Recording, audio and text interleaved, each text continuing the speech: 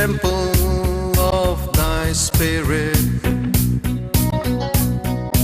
Let my spirit feel the warmth of your embrace. Let me be a holy habitation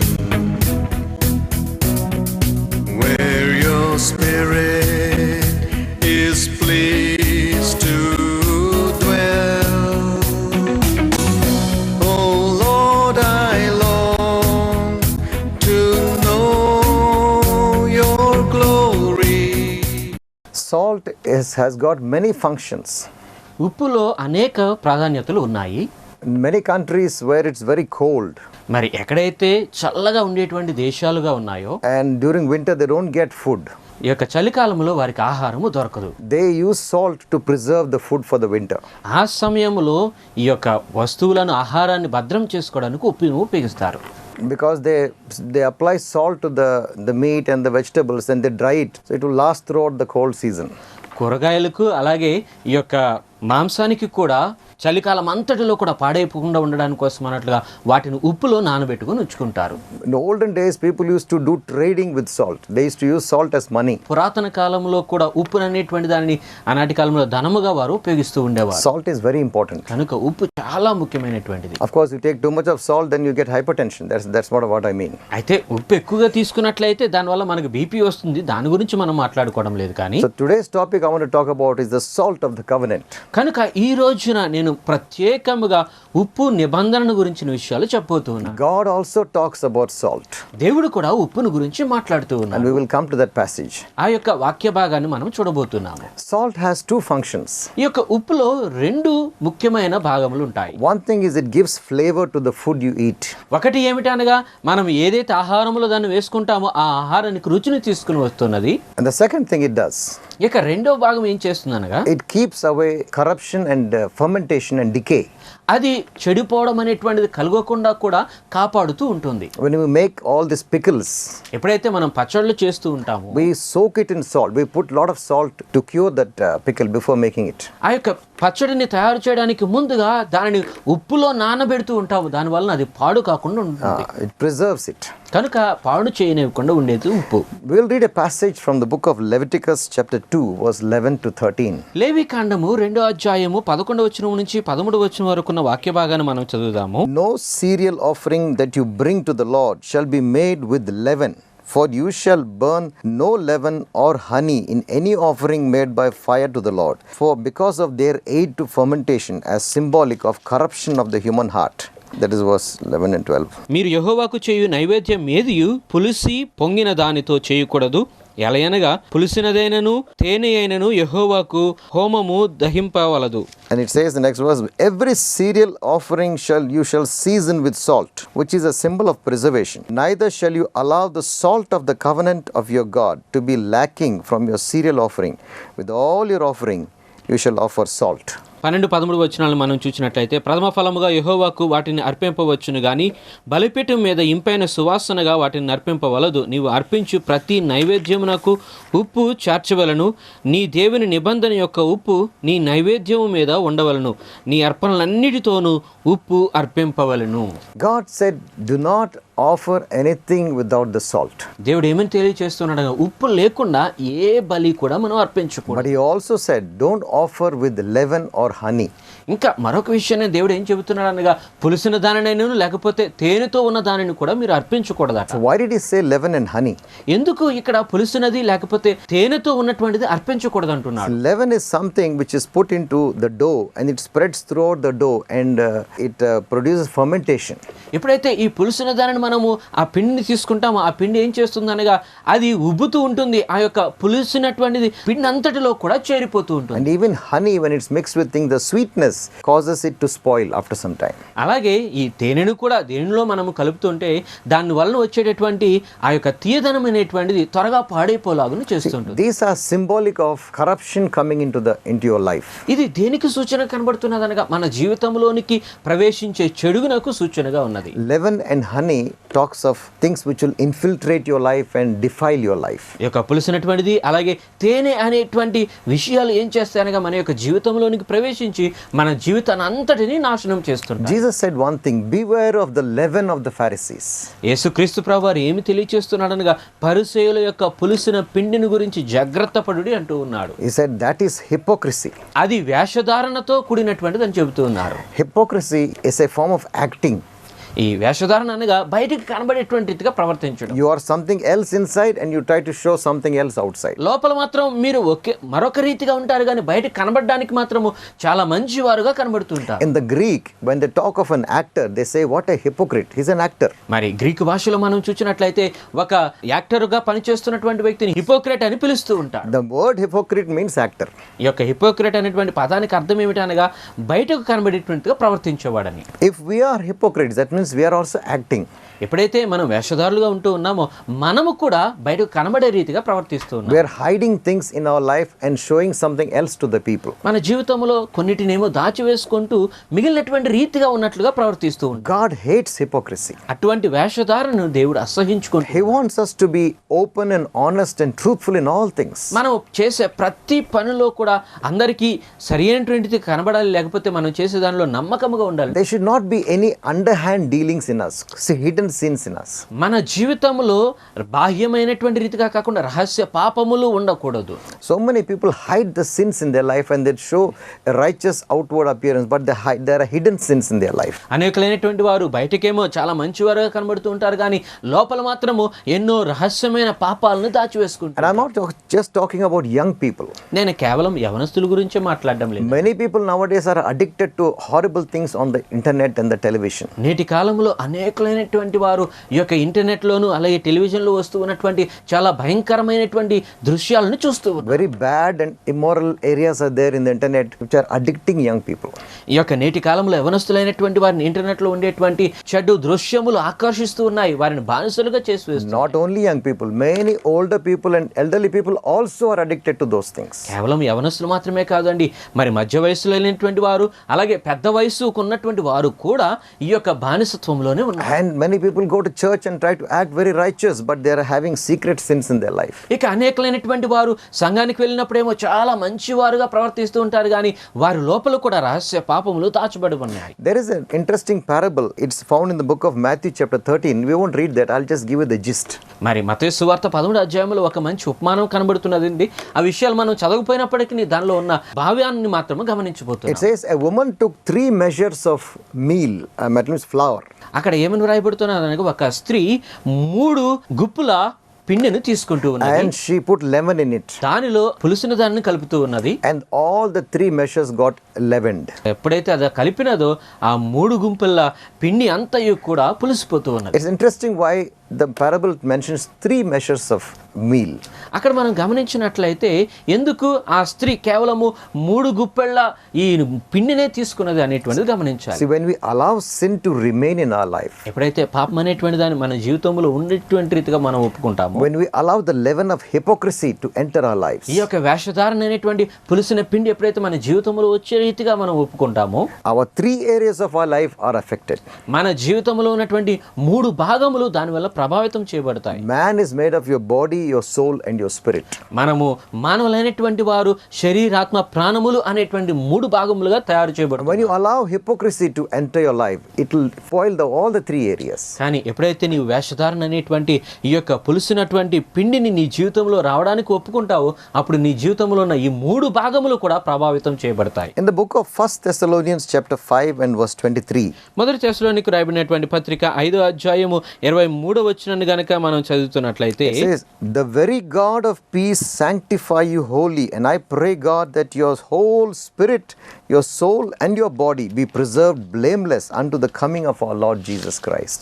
సమాధానకర్తయగు దేవుడే మిమ్మును సంపూర్ణముగా పరిశుద్ధపరచునుగాక, మీ ఆత్మయు జీవమును శరీరమును మన ప్రభువైన యేసు క్రీస్తు రాకడియందు నిందారహితముగాను సంపూర్ణముగాను ఉండునట్లు కాపాడబడునుగాక. So here it mentions your whole body, your soul and your spirit. ఇక్కడ మీ యొక్క ప్రాణము, మీ యొక్క ఆత్మ అలాగే మీ శరీరం శరీరాన్ని గురించి వ్రాయబడుతున్నది. So whenever you allow sin and hypocrisy into your life, it will permeate all these three areas and defile you completely. కనుక ఎప్పుడైతే నీవు వేషధారణ అనేటువంటి దాన్ని మీ జీవితంలో రాణిస్తూ ఉన్నావో అది మీ జీవితంలో ఉన్న ఈ 3 భాగాల్ని పూర్తిగా నాశనం చేస్తూ ఉంటుంది. On the other hand, salt keeps away corruption. అయితే దానికి వ్యతిరేకంగా ఈ యొక్క ఉప్పు అనేటువంటిది వీటన్నిటిలో నుంచి మనల్ని కాపాడుతూ ఉంటుంది. So let us see which areas of our life we need to have salt in it. కనుక మన జీవితంలో ఏ ఏ భాగాలలో ఉప్పు కలిగి ఉండాలో తెలుసుకుందాము.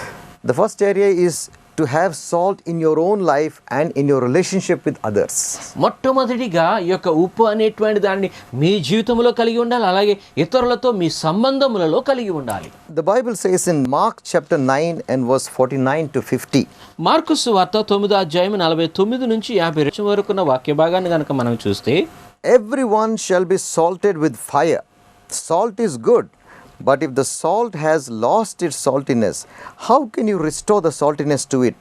Have salt in yourself and be at peace. Live in harmony one with another. ప్రతి వానికి ఉప్పు సారము అగ్ని వలన కలుగును. ఉప్పు మంచిదే కానీ ఉప్పు నిస్సారమైన ఎడల దేని వలన వారు దానికి సారము కలుగజేతురు. మీలో మీరు ఉప్పు సారము గలవారయుండి ఒకరితో ఒకరు సమాధానముగా ఉండుడు అని చెప్పెను. See, it talks about two things. Have salt in yourself ఇక్కడ 2 విషయాలు చెప్పబడుతున్నాయి. ఒకటి, మీలో ఉప్పు కలిగి ఉండండి, and be at peace one with another. అలాగే ఒకరితో ఒకరు సమాధానము కలిగి ఉండండి. It says everyone will be salted with fire.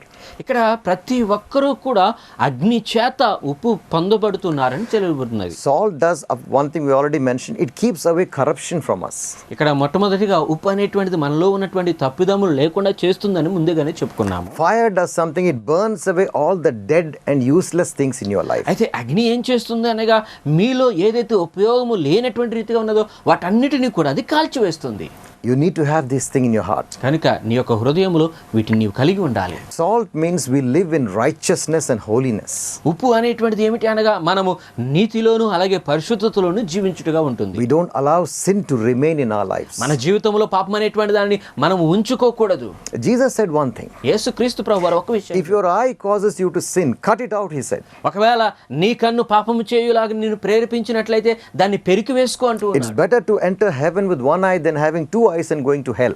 2 కళ్ళు కలిగి నరకానికి వెళ్ళేదానికన్నా ఒక కంటితో పరలోకానికి వెళ్ళడం మంచిది అంటూ ఉన్నాడు. If your hand causes you to sin, cut off that hand. ఒకవేళ నీ చెయ్యి నిన్ను పాపానికి నడిపిస్తున్నట్లయితే ఆ చేతి నరికి వేసుకో అంటూ Because ఉన్నాడు. better to go to heaven with one hand than having two and going to hell. 2 చేతులు కలిగి నరకానికి వెళ్ళేదానికన్నా ఒక చేతితో పరలోకానికి వెళ్ళడం మంచిది And అంటూ if your leg causes you to sin, cut off that leg. అలాగే నీ యొక్క కాలు కూడా నీకు పాపానికి నడిపిస్తున్నట్లయితే దాన్ని నరికి వేసుకుంటూ In other words, what he's saying is be ruthless with sin. Don't allow it to remain in your life. కనుక దీనిని బట్టి మనకి ఏమర్థమవుతుంది అనగా పాపం అనేటువంటి దానిని ఏ రీతిగాను మన జీవితంలో ఉంచుకోకూడదు, చాలా కఠినంగా ప్రవర్తించాలి. Maintain that salt in your life. ఆ యొక్క ఉప్పును నీ జీవితంలో కలిగి ఉండాలి. Purity.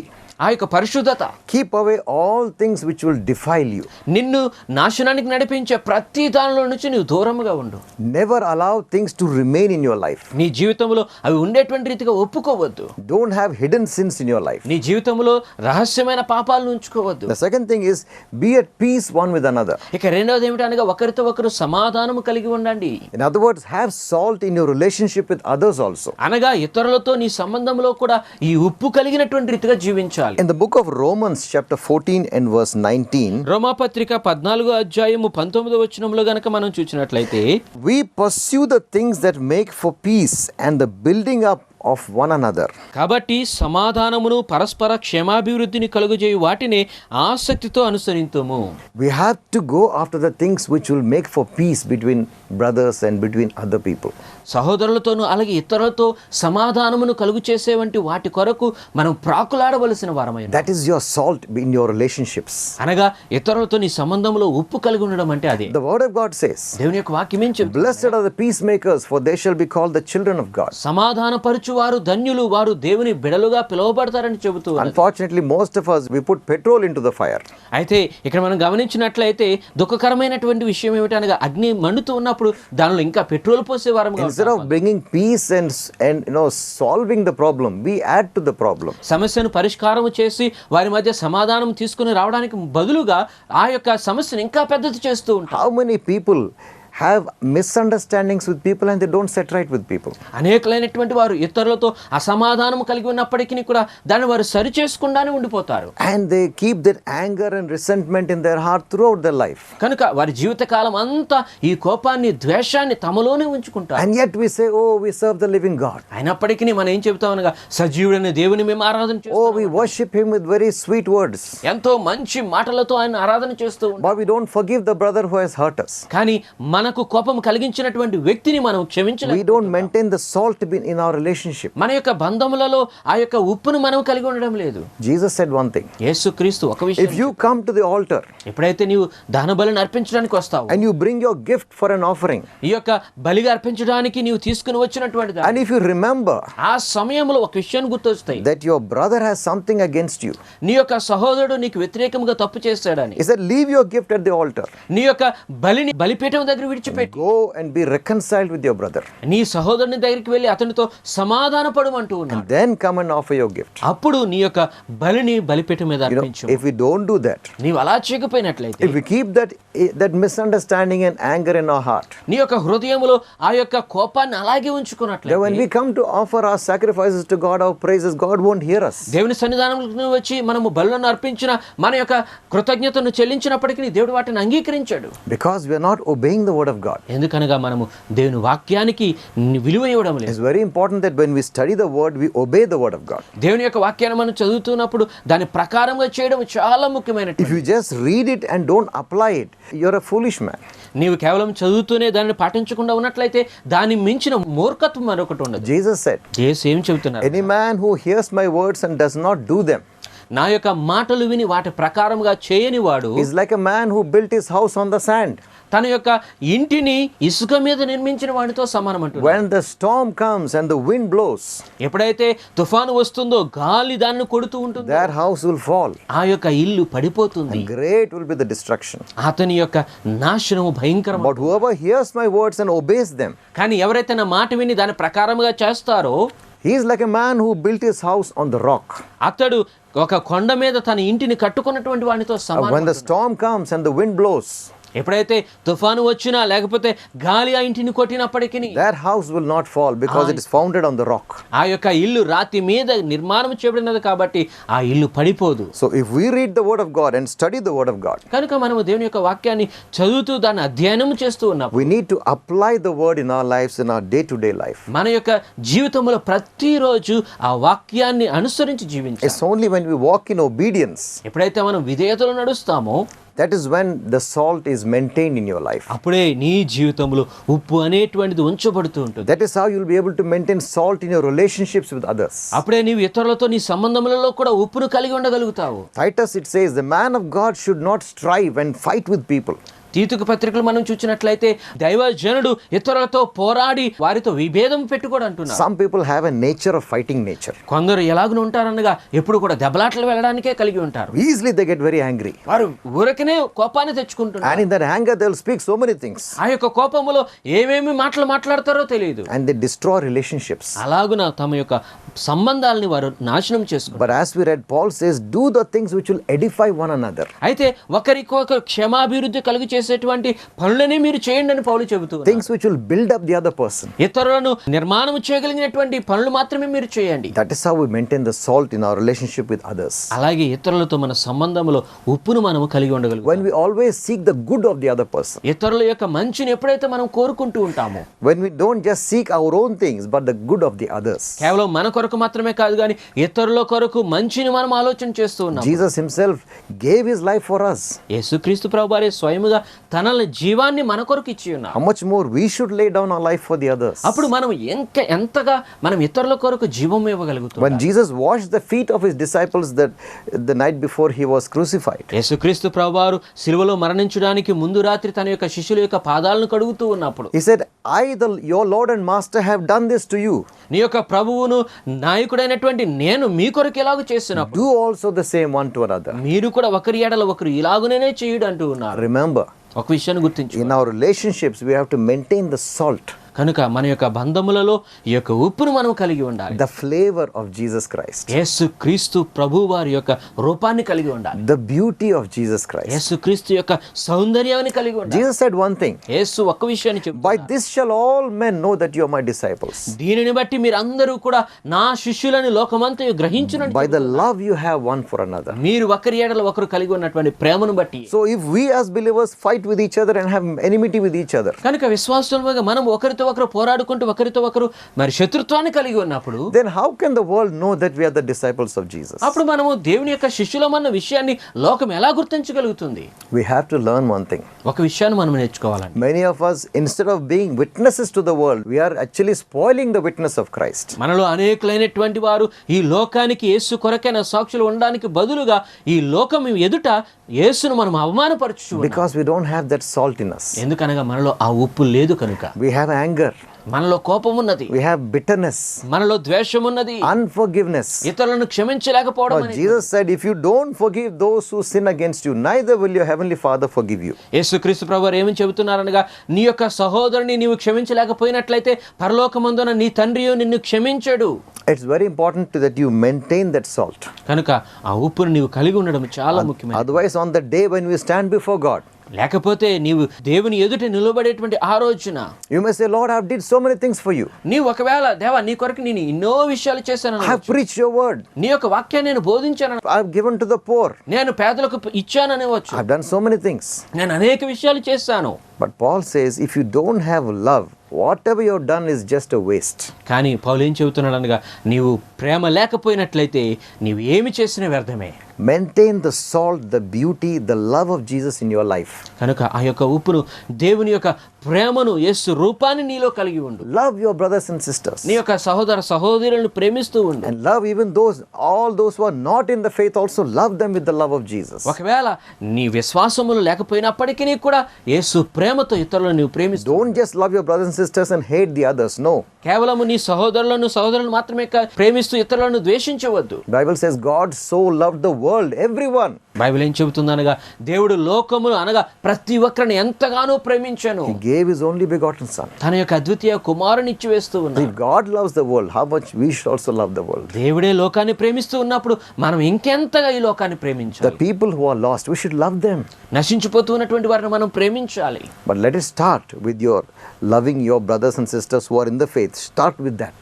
అయితే మొట్టమొదటిగా విశ్వాసములో నీతో పాటుగా ఉన్నటువంటి నీ సహోదరులను ప్రేమించడం మొదలుపెట్టు. If our nature is all hard and unforgiving, come to the Lord. He will change your heart. ఒకవేళ నీ యొక్క మనస్తత్వము క్షమించలేనటువంటిదిగా ఉన్నట్లయితే యేసు దగ్గరికి రా, ఆయన నీ మనస్సును మారుస్తారు. Whatever you find the weaknesses in your life, bring it to him and he will change it. నీలో ఏ విధమైన బలహీనతలు ఉన్నాయని నువ్వు అనుకుంటూ ఉన్నావు, అవి యేసు దగ్గర తీసుకుని వచ్చినట్లయితే ఆయన వాటిని మార్చివేస్తాడు. It's only he who can transform us. ఆయన మాత్రమే మనల్ని మార్చగలడు. And as we spend time in the presence of God, దేవుని యొక్క సన్నిధానంలో మన సమయాన్ని గడుపుతూ ఉన్నప్పుడు, as we try to apply the word in our lives, దేవుని యొక్క వాక్యాన్ని మన జీవితంలో పాటిస్తూ the ఉన్నప్పుడు Spirit of God will help you to live like that. దేవుని ఆత్మ ఆ రీతిగా జీవించలాగా నీకు సహాయం చేస్తుంది. Because if you are a child of God, you have the Spirit of God living inside you. ఎందుకనగా నీవు దేవుని బిడ్డగా ఉన్నప్పుడు నీలో దేవుని యొక్క ఆత్మ నివసిస్తూ ఉంటుంది. He will allow you to have that salt in your life. ఆయన నీ జీవితంలో అటు ఉప్పు కలిగుండులాగున నిన్ను నడిపిస్తాడు. And he will guide you in the right path. ఆయన ఒక మంచి మార్గంలో నిన్ను తీసుకుని వెళ్తాడు. And he will glorify Jesus in your life. అలాగే నీ జీవితంలో యేసును మహిమపరుస్తాడు. I want to ask you one thing. ఒక విషయాన్ని నేను అడగాలనుకుంటున్నానండి. We have talked about the salt of the covenant. ఈ యొక్క నిబంధన ఉప్పును గురించి మేము మాట్లాడుకుంటున్నాం. We talked about having the flavor of Jesus in our life. మన జీవితంలో యేసు స్వరూపము కలిగి ఉండడం గురించి మాట్లాడుతున్నాము. I want to ask you, do you have that flavor in your life? అయితే నీ జీవితంలో ఆ యేసు రూపాన్ని నీవు కలిగి ఉన్నావా? Do you know Jesus Christ as your Lord and Savior? నీ ప్రభువైన రక్షకునిగా యేసు క్రీస్తుని నీవు అంగీకరించావా? There is only one way we can have fellowship with God. ఒకే రీతిగా మనము దేవునితో సహవాసాన్ని కలిగి ఉండగలము.